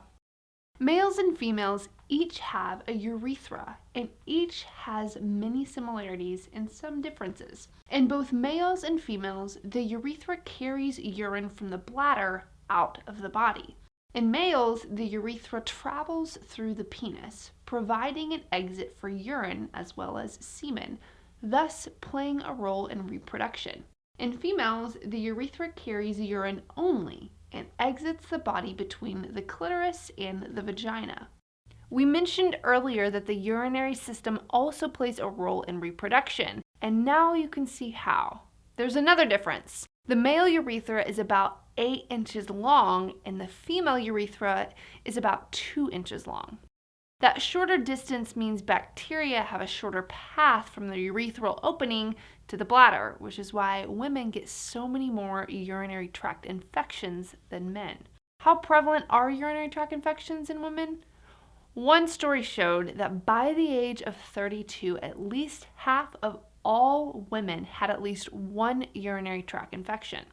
We mentioned in our opening that the urinary system plays an important role in regulating blood volume and pressure. Here's how that happens.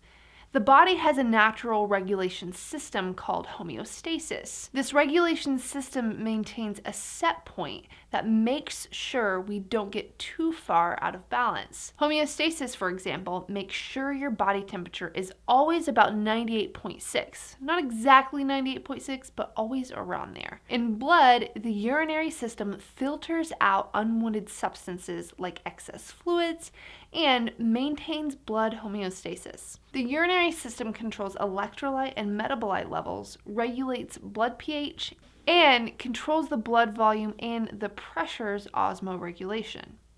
You see, osmoregulation controls the body's salt and water balance, and this is where the kidneys come in again. The kidneys filter out any excess water and waste, maintaining that balance. So that's our overview of the urinary system. As you can see, it does much more than empties waste from our system. It's an important regulatory tool that plays a role in reproduction and filters waste. Hey guys, welcome to this Mometrics video about the endocrine system. The endocrine system plays an important role in our bodies. It regulates several critical functions, including growth, reproduction, and stress. In this video, we'll delve into these different functions and see how useful it is in our everyday lives. The endocrine system consists of a series of glands that produce and secrete hormones. Those hormones regulate several human body functions, including growth, sexual function, and reproduction. The endocrine system contains the pituitary gland, the thyroid gland, the parathyroid glands, adrenal glands, and the ovaries in females and the testicles in males. These glands are in or near a number of organs, including the brain, kidneys, and the pancreas. Let's take a more detailed look. The pituitary gland is a small organ with a big responsibility. The gland is only the size of a pea, but it's referred to as the master gland because it secretes hormones throughout your body. These hormones direct body processes or force other glands to produce hormones. The pituitary gland has two parts, the anterior, located at the front of the gland, and the posterior, located on the rear. The anterior and posterior sections each produce specific hormones. Let's take a closer look at the two. We'll start with the anterior pituitary, which produces far more hormones than the posterior. We're going to take a look at 9 of these hormones. First, the growth hormone, or GH. This hormone stimulates growth, focusing on the bones and muscles. GH stimulates growth in children and then, in adults, helps maintain muscle and bone mass. Number 2 is prolactin. Nearly 8 in 10 mothers breastfeed their newborn babies, according to the Centers for Disease Control. Prolactin plays a critical role because that's the hormone that stimulates breast milk production. Prolactin always affects sex hormone levels and fertility in women and men. Next, we have the adrenocorticotropic hormone. This hormone stimulates cortisol, the so-called stress hormone. It's also known for controlling the human fight or flight instinct and works with the brain to manage emotions like mood and fear. Cortisol also plays several other important roles. It increases glucose, which increases blood sugar. It also regulates blood pressure, boosts energy, and manages the carbohydrate, fat, and protein use in the body. When the body is under stress, it produces more cortisol. Number 4 is endorphins. When you feel pain or pleasure, you have endorphins to thank. Endorphins are often referred to as the body's natural painkiller, but the hormone is also the body's pleasure center. The body releases endorphins during periods of stress, including exercise and works with the brain to lessen our perception of pain. Next, we have enkephalins. These are closely related to endorphins because they also release hormones that help control pain. Number 6 is the beta melanocyte stimulating hormone. This helps protect the skin from ultraviolet radiation. It also can help suppress appetite. For number 7, we have the luteinizing hormone, which helps stimulate testosterone production in men and estrogen production in women. Next, we have the follicle stimulating hormone. This hormone has a different function in men and in women. In women, the hormone helps produce estrogen and egg growth, while in men, this hormone is critical in sperm production. Finally, number 9 is the thyroid stimulating hormone. This is your regulatory machine because it regulates the number of hormones the thyroid releases. It's critical to metabolism. Those are the components of the anterior pituitary. Now we'll look at the 2 components of the posterior pituitary. First, we'll look at the vasopressin. It's the hormone that helps the body prevent dehydration by helping you conserve water. That's why it's called the antidiuretic hormone. Secondly, there's oxytocin. This one works hand in hand with prolactin. While prolactin stimulates breast milk production, oxytocin stimulates the release of breast milk. It also works in the uterus because it helps stimulate contractors during labor. Now, we'll move on to some of the other glands in the pituitary. The thyroid gland is located at the base of your neck, and it's shaped like a butterfly. The thyroid gland controls how your body uses energy. It controls our metabolism, but also regulates several bodily functions, including heart rate, breathing, and body weight. The thyroid produces 2 important hormones, triiodothyronine, called T3 for short, and thyroxine, called T4. Those hormones come from the iodine in the food we eat. When T3 and T4 enter our bloodstream, they regulate how fast our cells and metabolism work. For example, these hormones determine how fast or slow our heart beats and the rate at which our intestines process food. The pituitary gland, along with the hypothalamus in the brain, make sure T3 and T4 are in balance. If they're not, that imbalance can cause health issues. For example, too much T3 and T4 can make you nervous and hyperactive. Too little can make you depressed, tired, and result in difficulty concentrating. As small as the pituitary gland is, it's a giant compared to the parathyroid glands. These 4 glands are all the size of a grain of rice, but their small size doesn't mean they have a small job. You see, the parathyroid glands regulate the body's calcium levels. You've seen those commercials before, the ones that say calcium builds strong bones. Well, they're right. The parathyroid glands store calcium in our bones, where it's stored until other parts of our body need it. The glands also control how much calcium our bodies absorb from our food and how much calcium our kidneys excrete. Now, we've been in these situations before. Your palms get sweaty, your heart races, and it's all because of stress.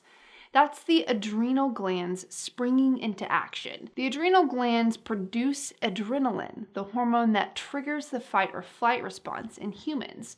And while that's what the adrenal glands are best known for, they have other functions as well. Let's dive into the adrenal glands and their functions. There are 2 adrenal glands and they both sit on top of your kidneys. The adrenal cortex produces cortisol and aldosterone. We covered cortisol, the so-called stress hormone, earlier in the video. Aldosterone has a direct effect on regulating blood pressure because it conserves sodium, secretes potassium, and retains water. The adrenal cortex is located on the outer part of the adrenal gland. Every one of the hormones secreted by the adrenal cortex is vital to life. The adrenal medulla, which is the inner part of the adrenal gland, produces several hormones, including adrenaline. The hormones produced by the adrenal medulla are not essential to life. Now we'll move to the male and female reproductive systems. Women have 2 ovaries that are critical to fertility. The ovaries, about the size of a large grape, produce eggs that can be fertilized. You might ask yourself why the ovaries are considered a hormone. Well, it's because the ovaries secrete two hormones important to reproductive health: estrogen and progesterone. Let's take a closer look at those hormones, starting with estrogen. Estrogen plays a critical role in female growth, development, and childbearing. There are actually three estrogens that all work together. First, there's estradiol. Estradiol helps the female reproductive organs grow. The placenta produces estradiol, which is why estradiol levels rise during pregnancy. Secondly, there's estrone. If any hormones has ever gotten a bad name, it's this one. Estrone has been linked to moodiness and weight gain and is produced in a more prominent way during menopause. Lastly, there's estriol. Estriol comes into play during pregnancy, when the body releases the hormone into the bloodstream. Estriol helps nourish the baby and the placenta. After birth, estriol levels in the body drop. Progesterone also plays an important part during pregnancy. After ovulation, progesterone helps get the uterus ready for a fertilized egg by thickening the uterine lining. If there is no fertilized egg present, the level of progesterone drops and then menstruation begins. So those are the female hormones. Now let's talk about the male hormones. The testes produce testosterone, a hormone critical to the physical development of boys. During puberty, testosterone production results in several body changes, including lower voice, growing facial hair, becoming taller, and increasing muscle mass. As men, testosterone aids in sperm production, maintains strength and mass, and maintains sex drive. That's our overview of the endocrine system. It regulates several critical functions in our body, including growth, reproduction, and stress. Male and female reproductive systems have many common anatomic and physiologic features. For example, in men, a penis and scrotum develop, while in women, clitoris and labia develop. The primary sex organs, the testes and ovaries, are referred to as gonads. The primary purpose of both the male and female reproductive systems is just that, reproduction. Let's look at the male reproductive system first. The external genitalia consist of the penis and the scrotum, which contains the testes. The appearance of the penis varies slightly depending upon whether the male is circumcised or uncircumcised. The penis consists of the shaft, the glans, which contains the urethral opening, and the corona, which is the base of the glans. In a circumcised male, the glans is exposed, but in an uncircumcised male, the glans is covered by the foreskin, which retracts during an erection. The average length of a flaccid penis is about 3.5 inches, and the average length of an erect penis is about 5 inches. The primary sex organs of the male reproductive system are the testes, which produce the sperm cells or spermatozoa. The other internal reproductive organs and the external genitalia comprise the secondary sex organs. The scrotum is a sac-like structure that hangs free from the body. This allows air to circulate about the scrotum to maintain the temperature about 2 degrees centigrade below body temperature because sperm are immobile at body temperature. The reproductive system also includes 2 testes, which are suspended by spermatic cords and are contained within the scrotum. The spermatic cord consists of the vas or ductus deferens, blood vessels, lymphatics, and nerves. The testes are oval-shaped, approximately 3.5 by 5.6 centimeters in size. Each testis is encased in a tunica albuginea, or a tough fibrous capsule. Septa divide each testis into about 250 lobules. These lobules contain 1 to 4 tightly coiled seminiferous tubules which come together to form the epididymis. The seminiferous tubules contain specialized cells that produce sperm and others that secrete male hormones. The tiny tubes that form the epididymis are about 6 meters long and merge into the vas deferens, also known as the ductus deferens, at the tail end. The sperm that form in the seminiferous tubules are non-motile and immature when they enter the epididymis, but the rhythmic contractions that cause the sperm to move through the epididymis also cause the sperm to mature, so they become motile on ejaculation. The sperm pass through the vas deferens, which becomes part of the spermatic cord, which then passes through the inguinal canal into the abdominal cavity and into the pelvic cavity. Near the end, the vas deferens merges with the ducts from the seminal vesicles to become the ejaculatory duct. The seminal vesicles are about 5 centimeters long and secrete nutrients, hormones, and an alkaline fluid that controls the pH of the semen. These substances increase the volume of the semen. The ejaculatory duct passes through the prostate gland and empties into the urethra. The prostate gland, which is chestnut-shaped and about 4 by 3 centimeters in size, wraps around the urethra, right below the bladder. The prostate gland secretes a milky alkaline fluid that neutralizes the semen and increases the motility of the sperm cells. This fluid empties directly into the urethra as the contents of the ejaculatory duct vesicles enter the urethra, further increasing the semen volume. Beneath the prostate gland, the 2 bulbourethral glands are about 1 centimeter in diameter and secrete a mucus-like substance into the urethra to lubricate the glands of the penis. The penis contains 3 columns of erectile tissue, 2 corpora cavernosa on the dorsal surface, and a single corpus spongiosum, which contains the urethra on the ventral surface. During sexual stimulation, the vasodilator nitric acid is released, causing the arteries of the penis to dilate and increasing the flow of blood to the erectile tissues. The increased pressure from the arterial blood flow decreases venous drainage, further causing the penis to swell and elongate so that it becomes rigid enough for penetration into the vagina during sexual intercourse.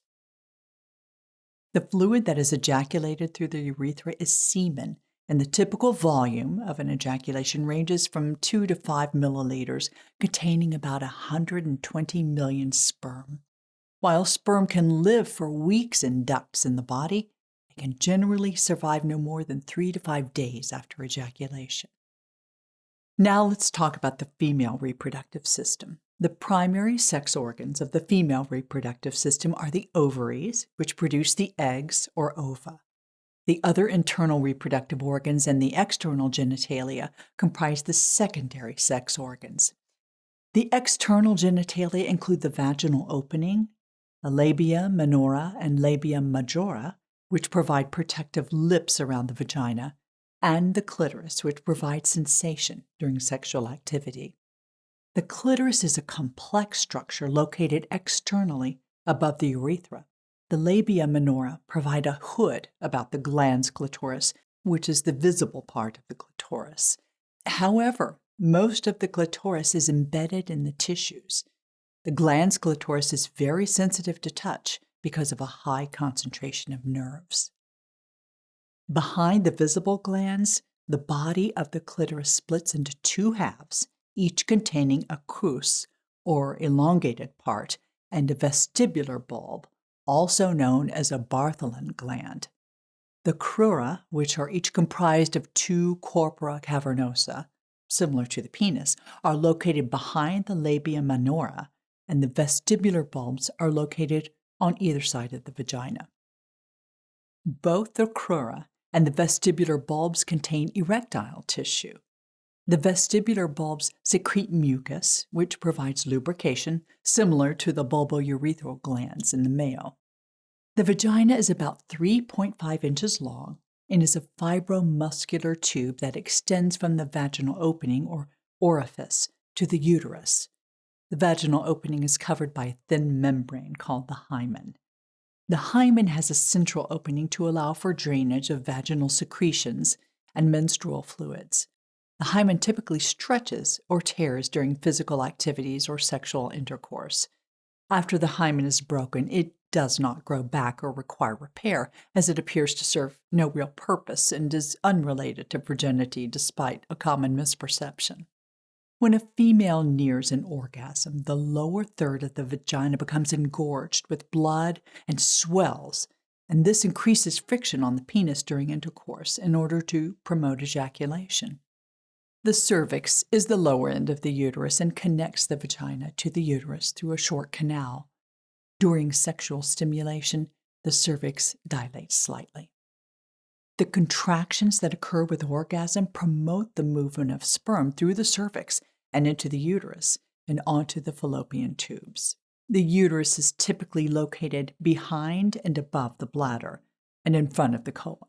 It's a pear-shaped, hollow, muscular organ that is about 7.5 centimeters by 4.5 centimeters and 3 centimeters wide in its normal state, but expands greatly with pregnancy.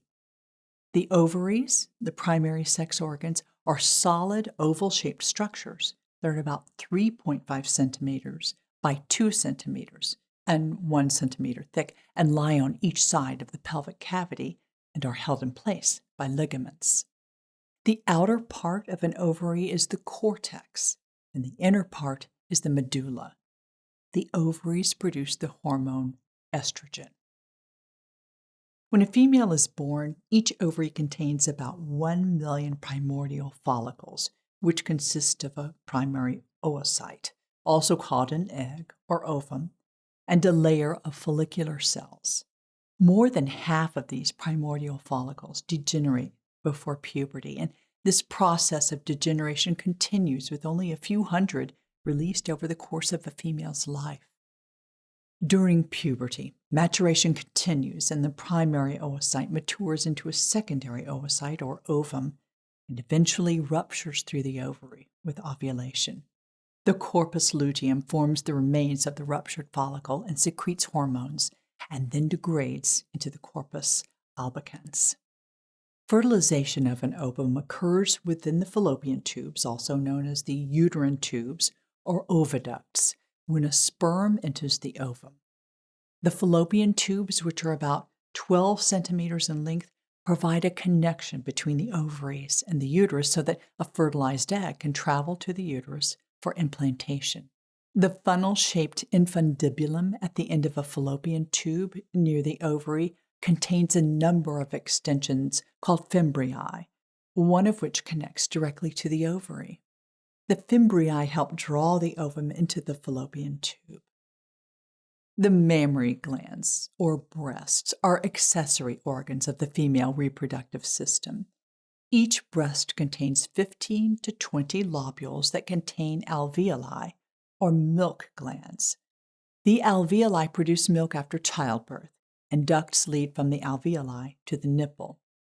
The nipples and areola about the nipples are very sensitive to stimulation and tend to swell during sexual arousal, although this is caused by muscle fibers as the breasts do not contain erectile tissue. The small projections on the areola are the areolar glands or Montgomery's tubercles, which produce a nipple lubricant. The primary purposes of the male reproductive system are to produce sperm, transport the sperm to the female reproductive tract, and secrete hormones. The primary purposes of the female reproductive system are to produce ova, secrete hormones, and provide for the protection and development of a fetus. That's all for now. Thanks for watching, and happy studying.